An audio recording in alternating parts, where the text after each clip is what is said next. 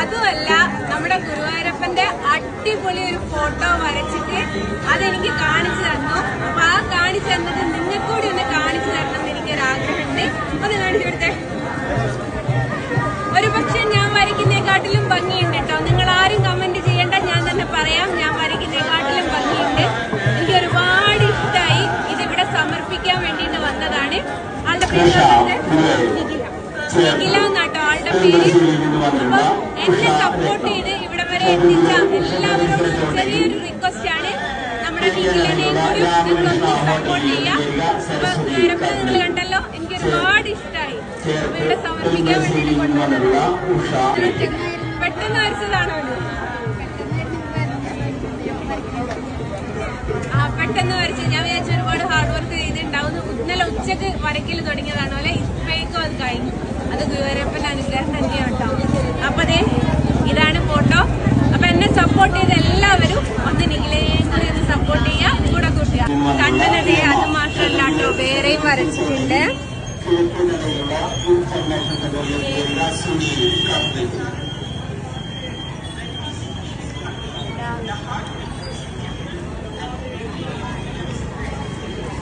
ഞാനേ നിഖിലന്റെ പേജ് ഒന്ന് കൊളാബാക്കി ഇടുന്നുണ്ട്. അപ്പം ഞാൻ പറഞ്ഞല്ലോ, എന്നെ സപ്പോർട്ട് ചെയ്ത ഒരുപാട് ആൾക്കാരുണ്ട്. അപ്പൊ നിങ്ങള് നിഖിലനെ ഒന്ന് സപ്പോർട്ട് ചെയ്യണമെന്ന് എന്റെ ഒരു ചെറിയൊരു റിക്വസ്റ്റ് ആണ്. കാരണം എന്താ വെച്ചാല് ഈ വര എന്ന് പറയുന്നത് ഓരോരുത്തരെ പാഷനായിട്ട് എടുക്കുന്നതാണ്. അത് ഇഷ്ടത്തോടെ ചെയ്യുമ്പോൾ അതിന് ഇരട്ടി മധുരാണ്.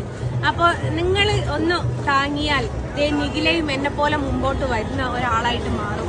അപ്പൊ അതേ ഇഷ്ടം പോലെ അടിപൊളി കണ്ണൻ. ഞാൻ പറഞ്ഞല്ലോ, ഒരുപക്ഷെ ഞാൻ വരച്ച കണ്ണന് പോലും ഇത്ര ഭംഗി ഉണ്ടാവില്ല എന്ന് ഞാൻ പറയണമെന്നുണ്ടെങ്കിൽ നിങ്ങളൊന്ന് ചിന്തിച്ചു നോക്ക്. ഞാൻ എന്റെ കണ്ണനെ വില കുറിച്ച് കാണിച്ചതല്ല കേട്ടോ, എനിക്ക് അത്രമേൽ ഇഷ്ടമായി. അപ്പം നിങ്ങളൊന്ന് നിഖിലനെ ഒന്ന് സപ്പോർട്ട് ചെയ്യണം കേട്ടോ. മണലൂരിൽ നിന്ന് വന്നിട്ടുള്ള ഉണ്ണികൃഷ്ണൻ ക്ഷേത്രത്തിൽ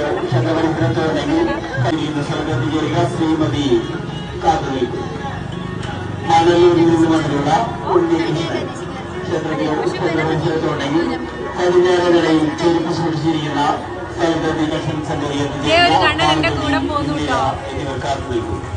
എങ്ങനെയുണ്ട്? ഒരുപാട് ഇഷ്ടമായോ? എനിക്ക് ഭയങ്കര ഇഷ്ടമായി. രണ്ട് കുഞ്ഞു പല്ലൊക്കെ ആയിട്ട്.